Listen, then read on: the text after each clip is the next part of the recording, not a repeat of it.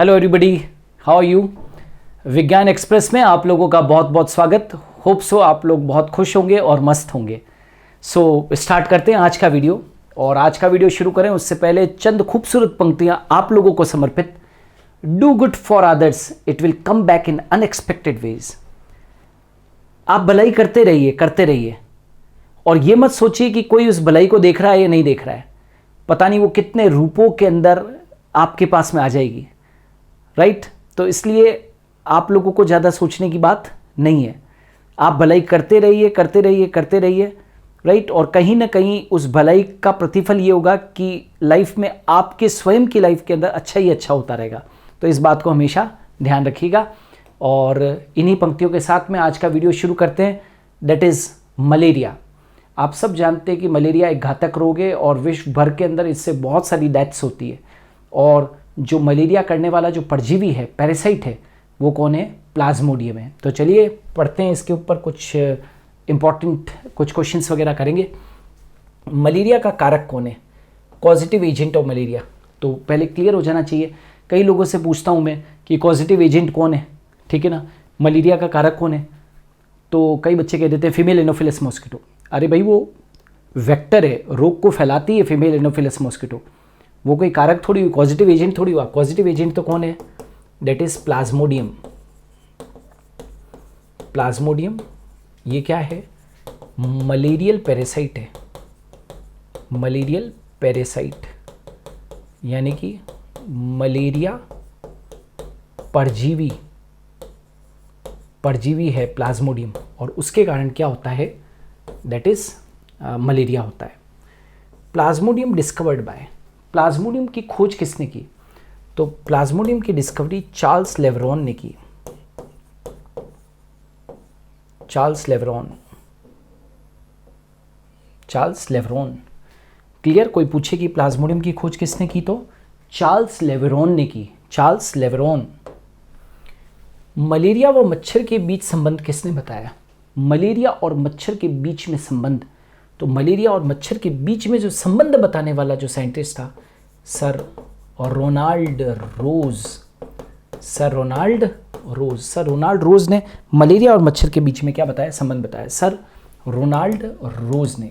बोलोगे तो नहीं, याद रखोगे। Meaning of word malaria. Malaria शब्द का अर्थ क्या है?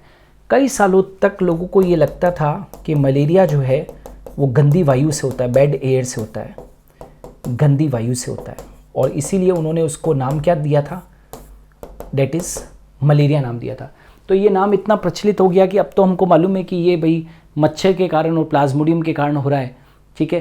तो अब तो हमको ये मालूम है। लेकिन लोगों को पहले लगता था कि मलेरिया जो है वो गंदी हवा से होता है, ठीक है ना। मतलब ये डिजीज़ जो है वो गंदी हवा से होती है, बैड एयर से होती है, ठीक है ना। तो मलेरिया का लिटरल मीनिंग जो है वो क्या है? बैड एयर, गंदी वायु, राइट, यानी कि bad air. Vector of malaria. मतलब मलेरिया रोग को फैलाता कौन है? वेक्टर का मतलब होता है फैलाने वाला। मलेरिया का वाहक।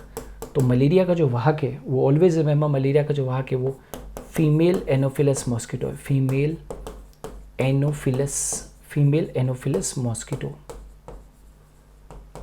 Anopheles mosquito. याद रखोगे, फीमेल एनोफिलस मॉस्किटो मलेरिया रोग की क्या है? वाहक है। 4 स्पीशीज ऑफ प्लाज्मोडियम। प्लाज्मोडियम की 4 स्पीशीज कौन सी है? तो यहाँ पर मैं चारों के चारों लिख देता हूँ मैं, राइट। एक तो कौन सी भाई? प्लाज्मोडियम वाइवेक्स है, जिससे भारत में सबसे ज़्यादा होता है मलेरिया। एक है प्लाज्मोडियम फैल्सीपेरम, इससे भी भारत के अंदर बहुत खतरनाक मलेरिया होता है। एक है प्लाज्मोडियम ओवेल, इससे भारत के अंदर नहीं होता है। और एक है प्लाज्मोडियम मलेरी, इससे कम होता है, ठीक है ना। इससे क्या होता है लेकिन कम होता है। तो ये 4 स्पीशीज है प्लाज्मोडियम की, वाइवेक्स, फैल्सीपेरम, ओवेल और मलेरी। मैलिग्नेंट मलेरिया किससे होता है? घातक मलेरिया किससे होता है? मतलब इससे डेथ तक भी हो सकती है, बड़ा खतरनाक मलेरिया होता है। और वो है यदि प्लाज्मोडियम की ये वाली स्पीशीज अपने शरीर के अंदर आ जाए, प्लाज्मोडियम फैल्सीपेरम, प्लाज्मोडियम फैल्सीपेरम से क्या होता है, घातक मलेरिया होता है। प्लाज्मोडियम फैल्सीपेरम से क्या होता है भाई, घातक मलेरिया होता है। Where do asexual cycle of Plasmodium occur, Plasmodium का अलैंगिक चक्र कहाँ चलता है, प्लाज्मोडियम का अलैंगिक चक्र, प्लाज्मोडियम का जो अलैंगिक चक्र है वो कहाँ चलता है। तो देखिए प्लाज्मोडियम जो है वो डाइजेनेटिक है ना, प्लाज्मोडियम द्विपर्पोषी जीव है, उसकी लाइफ साइकिल दो जगह पे चलती है, एक तो ह्यूमन बींग और एक फीमेल एनोफिलस मॉस्किटो। तो एसेक्सुअल साइकिल कहाँ चलती है, तो ह्यूमन बींग के अंदर। एसेक्सुअल साइकिल कहाँ चलती है, ह्यूमन बींग में। क्यों, क्योंकि मानव के शरीर का तापमान ज़्यादा है, तो यहाँ पर सेक्सुअल फेज तो चल नहीं सकता है, ठीक है ना, तो एसेक्सुअल फेज ही चलेगा। तो अलैंगिक चक्र कहाँ चलता है, तो ह्यूमन बींग के अंदर। प्लाज्मोडियम का एसेक्सुअल साइकिल कहाँ चलती है, ह्यूमन बींग में।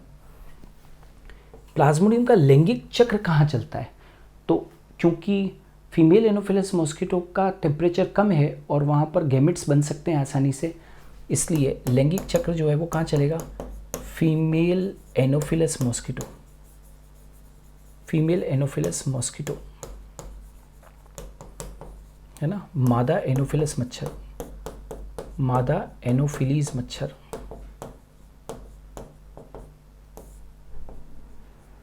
मादा एनोफिलीज मच्छर। प्लाज्मोडियम की संक्रामक अवस्था, प्लाज्मोडियम की संक्रामक अवस्था कौन सी है, तो स्पोरोजोइट, ठीक है भाई, कौन सी है भाई,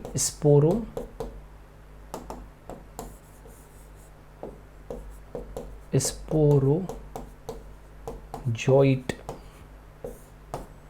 ये प्लाज्मोडियम की संक्रामक अवस्था ऐसी होती है, स्पिंडल शेप्ड ऐसी, बीच में केंद्रक होता है।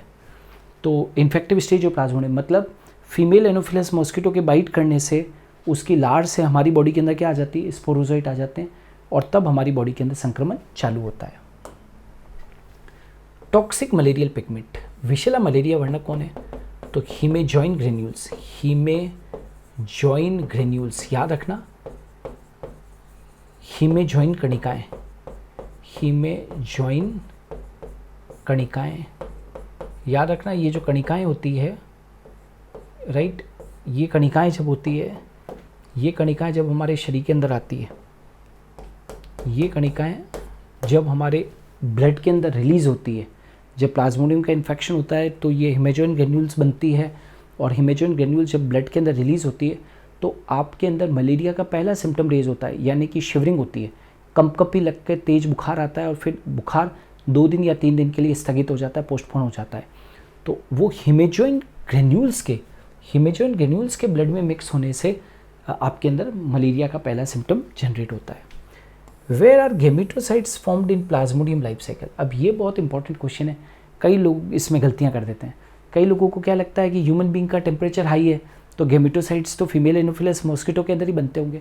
अरे भाई, गेमेटोसाइट्स बनते तो ह्यूमन बींग के अंदर है, लेकिन जब एक female Anopheles mosquito infected person को बाइट करती है तो उसका ब्लड सक करके वो अपने अंदर ले जाती है, समझो।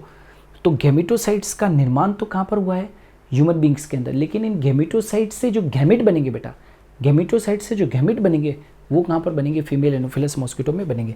तो गेमेटोसाइट्स कहाँ बनते हैं, तो इन ह्यूमंस, गेमेटोसाइट्स कहाँ बनते हैं, इन ह्यूमंस।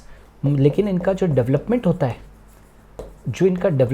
है, गेमेटोसाइट्स का, वो कहाँ पर होता है, female Anopheles mosquito, female Anopheles mosquito development होगा फीमेल एनोफिलस मॉस्किटो में, कंफ्यूजन नहीं रखना है। और बने कहाँ पर, ह्यूमन बींग्स के अंदर, लेकिन ह्यूमन बींग्स के अंदर इनका आगे का डेवलपमेंट पॉसिबल नहीं है, क्योंकि हमारे बॉडी का टेम्परेचर हाई है और हाई टेम्परेचर पर गेमेटोसाइट से गैमेट नहीं बन सकते हैं। इसलिए जो गेमेटोसाइट्स हैं वो फीमेल एनोफिलस मॉस्किटो की बाइट के साथ में जब वो सक करती है ब्लड को, तो ये गेमेटोसाइट स्टेज उसके अंदर चली जाती है। Is it clear? चलो, where do life cycle of Plasmodium occur in human beings, ये तो हम सब जानते हैं कि प्लाज्मोडियम की लाइफ साइकिल हम ह्यूमन बींग्स में चल रही, लेकिन कहाँ पर, बॉडी के अंदर तो बहुत सारे अंग है ना, ब्रेन भी है, अपने स्टमक भी है, इंटेस्टाइन में भी, कहाँ पर भैया, हर परजीवी कोई ना कोई तो जगह पे रहता है ना बेटा। तो याद रखना, इसकी लाइफ साइकिल 2 जगह पे चलती है, लिवर और आरबीसी, मतलब यकृत और आरबीसी, ठीक है। ये आरबीसी में तो किसके ऊपर फीड करता है, हीमोग्लोबिन पर फीड करता है, हीमोग्लोबिन को खाना पसंद है इसे, और यकृत के अंदर आप सभी जानते हो ग्लाइकोजन, तो यकृत में जब ये होता है तब तो ग्लाइकोजन को खाता है, और जब आरबीसी में होता है तो किसको खाता है, दैट इज़ हीमोग्लोबिन के ऊपर फीड करता है। सो माय डियर एस्पायरेंट्स, ये क्वेश्चंस थे मलेरिया के ऊपर, इम्पॉर्टेंट क्वेश्चंस है, कभी भी इनके ऊपर प्रश्न पूछे जा सकते हैं। हम लोग बहुत सारे वीडियोस आप लोगों के लिए लेकर आ चुके हैं, रोज़ाना हम लोग, इनफैक्ट संडे को भी हम लोग आप लोगों के लिए वीडियोस लेकर आते हैं। इन वीडियोस को देखिए, इन्हें लाइक कीजिए, शेयर कीजिए और चैनल को सब्सक्राइब कीजिए। आज के लिए इतना ही, हम कल फिर हाजिर होंगे विज्ञान एक्सप्रेस में ठीक 11 बजे।